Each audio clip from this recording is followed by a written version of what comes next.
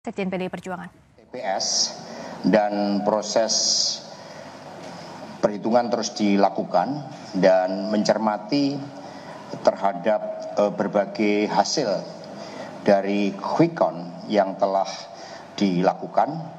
Maka sikap dari DPP PDI Perjuangan adalah yang pertama, kami mengapresiasi terlebih dahulu kepada seluruh rakyat Indonesia yang telah dengan penuh antusias untuk datang ke TPS dan pemilu bisa berjalan dengan lancar meskipun awan gelap demokrasi itu tetap terjadi dan mengganggu seluruh legitimasi dari proses demokrasi di Indonesia. Bahkan dari para pengamat dikatakan demokrasi Indonesia mengalami titik nadir dan terburuk di dalam pelaksanaan pemilu pasca reformasi karena begitu banyak kecurangan masif yang terjadi dari hulu ke hilir.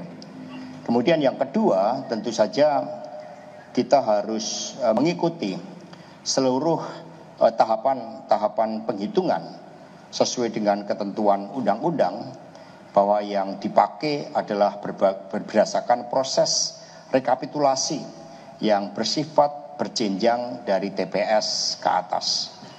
Kemudian yang ketiga, bahwa DPP Perjuangan mencermati terhadap seluruh desain kecurangan pemilu yang bersifat hulu ke hilir. Suara rakyat adalah suara kebenaran. Karena itulah seluruh struktur PDI Perjuangan bersama dengan relawan, saksi dan kerjasama dengan P3, Perindo dan Hanura terus mengumpulkan suatu fakta-fakta yang di lapangan yang begitu banyak juga disuarakan oleh kelompok-kelompok pro demokrasi. Karena baru kali ini pasca reformasi pemilu diwarnai dengan suatu gerakan civil society diikuti oleh gerakan dari perguruan tinggi para guru besar secara luar biasa. Artinya memang ada suatu persoalan yang sangat fundamental yang berkaitan dengan legitimasi pemilu baik dari proses maupun dari hasil dari pemilu itu sendiri.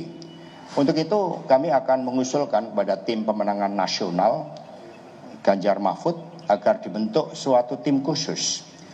Tidak hanya terdiri tim hukum, kelompok-kelompok ahli hukum, kemudian para pakar berkaitan dengan demografi, kemudian juga investigasi forensik untuk melihat dari seluruh proses-proses yang ada. Dan tim khusus ini tentu saja juga menampung dari pihak-pihak yang punya interest yang begitu besar di dalam menjaga demokrasi Indonesia. Kemudian yang keempat, kalau kita lihat dari sementara hasil quick count, meskipun quick count KPU sendiri mengatakan tidak bisa dijadikan sebagai patokan, tetapi muncul begitu banyak pertanyaan. Yang pertama adalah ketika pemilu dilaksanakan di dalam demokrasi, di mana anomali itu terjadi.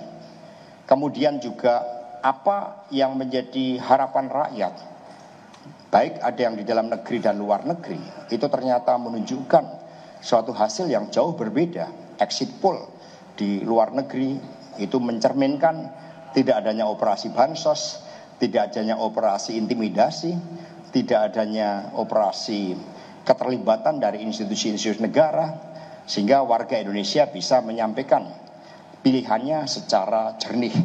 Tetapi berbeda dengan dalam negeri yang memang dari aspek hulu ke hilir terjadi berbagai persoalan yang sangat serius.